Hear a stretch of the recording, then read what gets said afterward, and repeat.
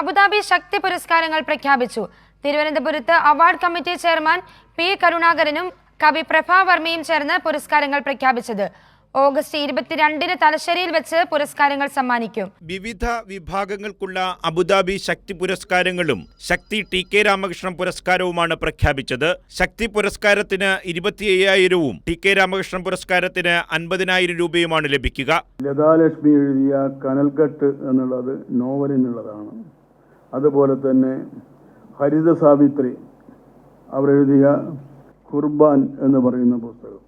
കഥക്ക് കിട്ടിയിട്ടുള്ളത് ഒരാൾ മാത്രമാണ്, സിത്താര എസ് അമ്പളം എന്ന് പറഞ്ഞാൽ ജഡ്ജിമാർ ഒരേ അഭിപ്രായമാണ്, ഒറ്റ പുസ്തകമാണ് സെലക്ട് ചെയ്തിട്ടുള്ളത്.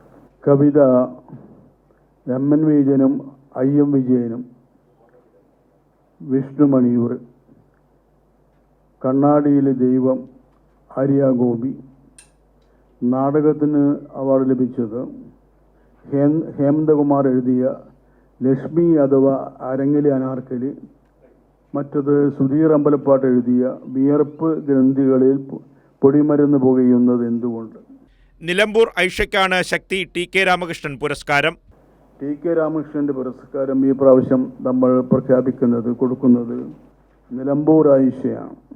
കാരണം സാഹിത്യരംഗത്ത്, നാടകരംഗത്ത്, അതേപോലെ തന്നെ ഈ പുരോഗമന പ്രസ്ഥാനത്തിന്റെ ഭാഗമായിട്ട് പ്രവർത്തിച്ചതിന്റെ ഭാഗമായി ഒട്ടേറെ പ്രയാസങ്ങൾ അവർക്ക് നേരിടേണ്ടി വന്നിട്ടുണ്ട്.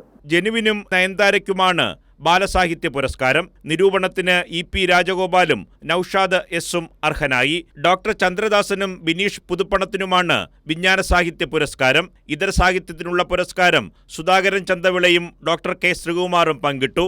ഡോക്ടർ രാജ വാര്യർ, സുധാ എസ് നന്ദൻ, ഡോക്ടർ അനുപമ ബാലകൃഷ്ണൻ എന്നിവർക്ക് പ്രത്യേക പുരസ്കാരങ്ങളും ലഭിച്ചു. ആഗസ്റ്റ് 22-ന് തലശ്ശേരിയിൽ വെച്ച് പുരസ്കാരങ്ങൾ സമ്മാനിക്കും. കൈരളി ന്യൂസ്, തിരുവനന്തപുരം.